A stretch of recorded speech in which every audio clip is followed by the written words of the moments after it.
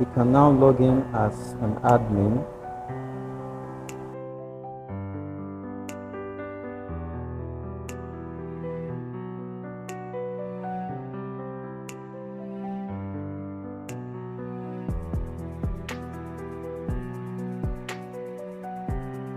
From our dashboard, we can see total students, total batches, questions, leaves, and the others. We can also see the student performance and choose what we want to manage as well. So this is just a quick button. All right. So let's move on. So first, we want to check the settings section and ensure that our SMTP email settings is correct. So down there we can see the email settings, and then we can update the SMTP details right from the email settings tab. So we can update the SMTPs here, the SMTP username, host, and password, and click save once we're done. So moving on, we have the students manager. This is where we can add our students and manage all students in the system. Right, so let's visit that page and see how we can add a student. So from here we can add the student's personal information. We can also add the contact information and then the batch informations as well. And then once we're done, we hit the add students. So we have from the menu, we have the academics tab. From the academics, we can add category and subcategory in the batch itself, and also live classes and the others. So quickly, let's see how to add a category. From the categories page, we can either edit or delete a category, and we can also add a new category. So let's add a test category here. And we give it a name, and once we're done, we click add. All right, so the second category has been added. So we'll do the same for the subcategory.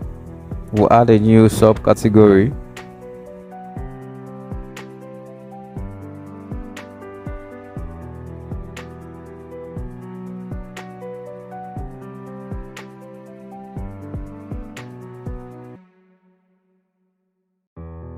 Now we need to add a batch, but before we can add a batch, we need to add a subject first. So you can update, delete, or add chapters to a subject. So let's add a new subject.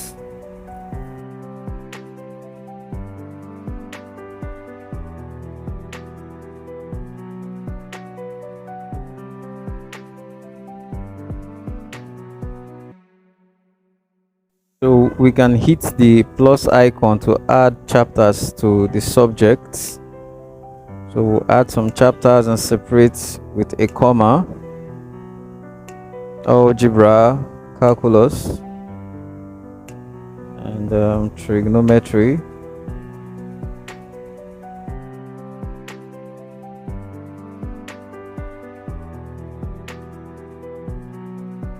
Then the next thing we need to do is to add teachers. So we go to the teacher manager, and then manage teachers. We add a teacher and also give them access to some of the modules in the module access. So these modules are the pages we want them to be able to access from their dashboard. So there we have a teacher added. So now we can go back to the batch under academics to add a batch. So currently we don't have any batch, so we need to click on the new batch to add a new batch. So we select a category for the batch and also a subcategory. We also give the batch a name. Another options, the start date and the end date. also the start time and the end time as well. So we can add the benefits for this batch. So for example, we can say learn advanced algebra. So as the heading will include learn advanced algebra and also include some features.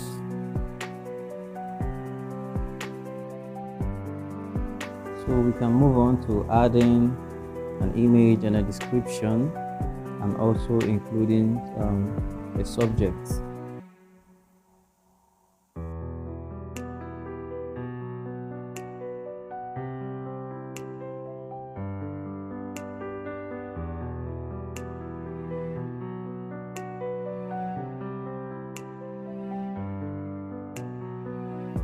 So once the batch has been saved, we can now preview it. All right, next let's add a live class. From the live class, we can add a mobile key.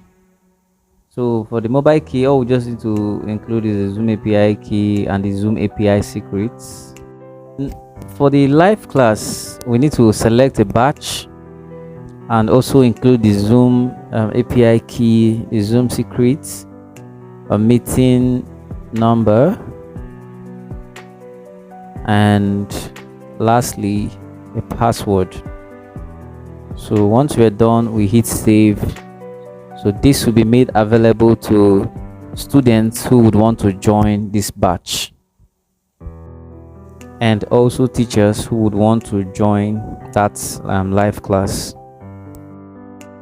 Going back to the dashboard, we can see a quick overview, and we can also see a quick action buttons for managing the entire site, from the batch manager to the student manager, teacher manager, and all that and the others. So we can log out once we're done.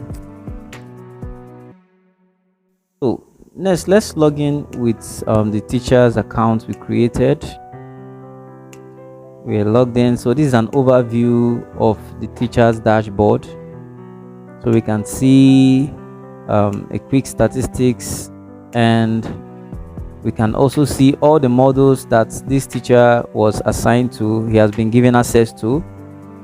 So from the assignments, the library, viewing of the student details, and also exams and the live class as well. So let's begin with the live class. So we have a class already created, a demo batch. So all we need to do is join, and then we can select a subject. So we have a subject there, test subject, which we created before. You can select a chapter.